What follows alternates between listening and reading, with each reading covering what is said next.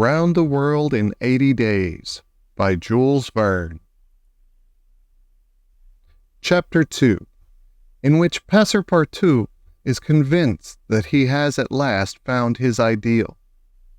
"Faith," muttered Passepartout, somewhat flurried, "I've seen people at Madame Tussaud's as lively as my new master." Madame Tussaud's people, let it be said, are of wax, and are much visited in London. Speech is all that is wanting to make them human.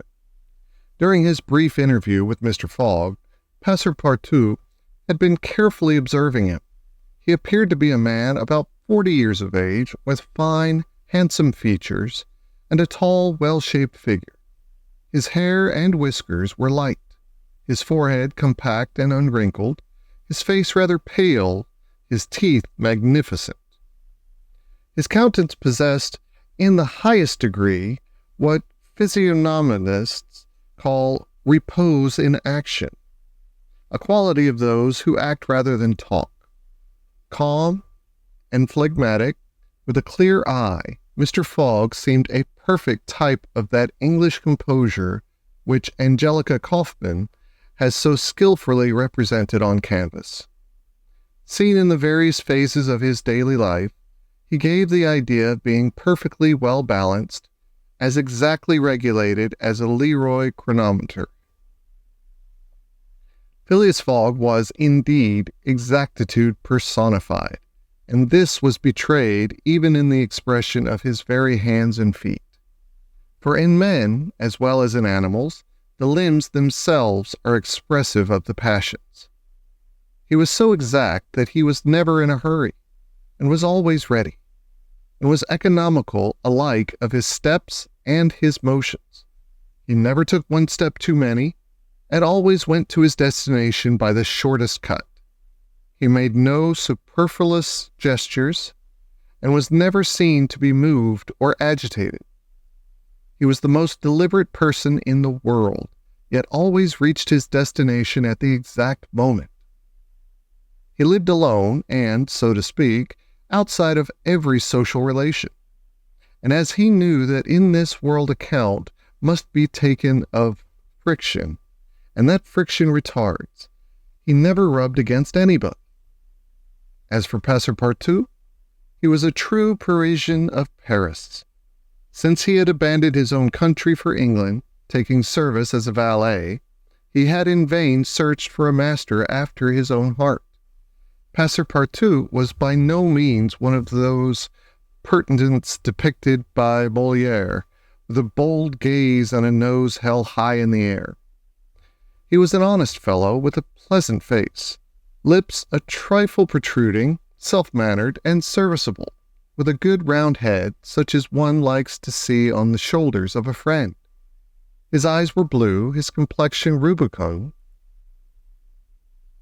his figure almost portly and well built, his body muscular, and his physical powers fully developed by the exercises of his younger days.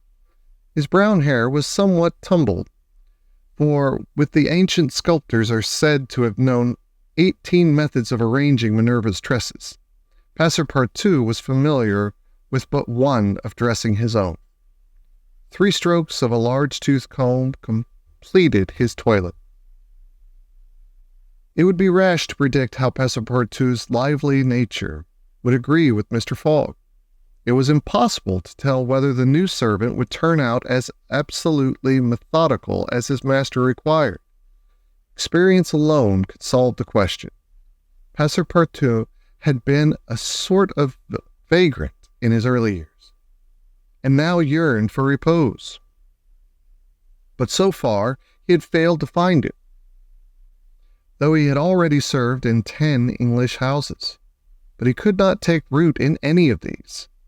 With chagrin, he found his masters invariably whimsical and irregular, constantly running about the country or on the lookout for adventure.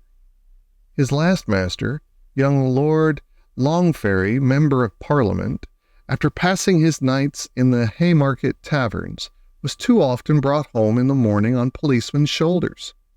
Passepartout, desirous of respecting the gentleman whom he served, ventured a mile remonstrance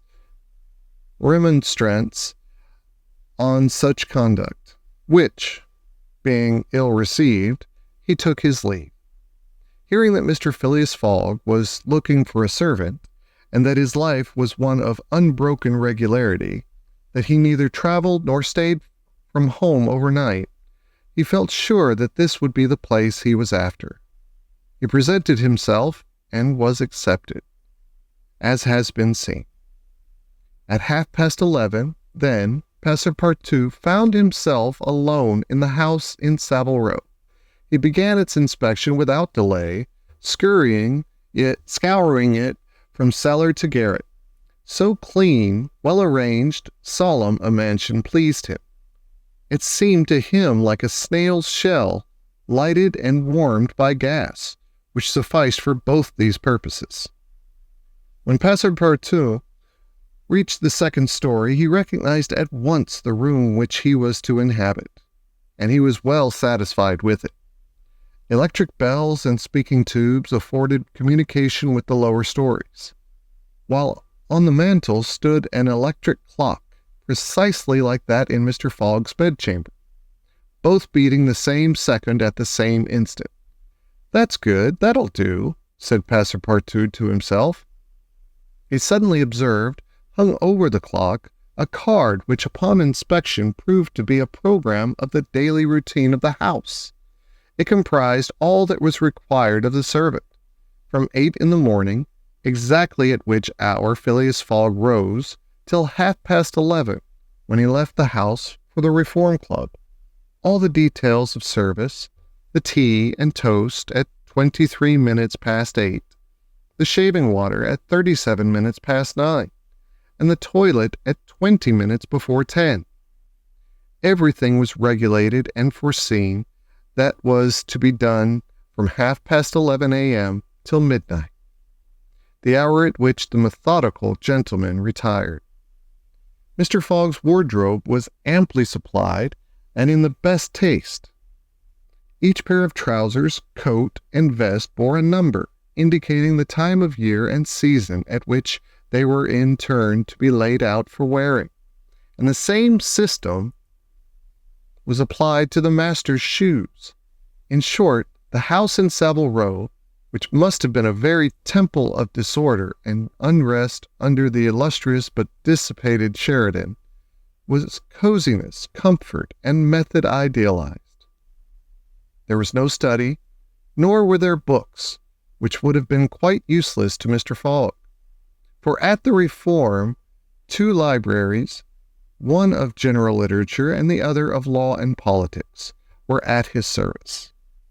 A moderate-sized safe stood in his bedroom, constructed so as to defy fire as well as burglars. But Passepartout found neither arms nor hunting weapons anywhere. Everything betrayed the most tranquil and peaceable habits. Having scrutinized the house from top to bottom, he rubbed his hands, a broad smile overspread his features, and he said joyfully, "This is just what I wanted. Ah, we shall get on together, Mr. Fogg and I.